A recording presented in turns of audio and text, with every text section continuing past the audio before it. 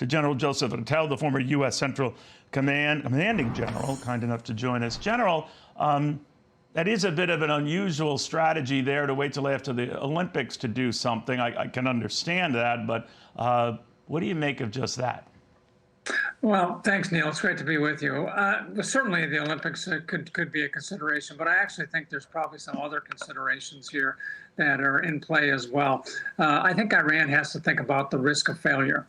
They failed the last time in terms of doing this, and another major failure of being able to accomplish any kind of military mission would be a setback for them. Second of all, I think they have to be concerned about the Israeli response. I think there's no doubt that Iranian our coordinated large-scale Iranian axis of resistance attack will meet with a equally, fierce response from Israel. So they've got to think their way through that. And then third, I think we have to entertain the idea that perhaps Iran and maybe some of its major partners like Hezbollah may have some divergent goals and objectives here.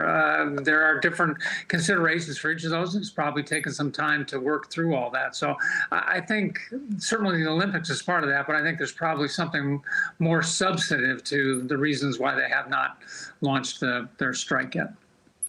You mentioned some of these proxies, Hezbollah to the north and Hamas, of course, a constant threat, the Houthi rebels. I could extend that to these constant attacks on shipping interests in that neck of the woods as well.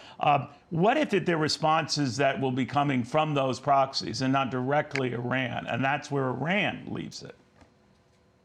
Sure. Well, first among them, of course, is Hezbollah. Hezbollah has literally hundreds of thousands of missiles and rockets that they can launch. They are much closer to Israel, so they could create much greater havoc and chaos and less time to respond for Israeli and other U.S. and other forces that may be participating in the defense.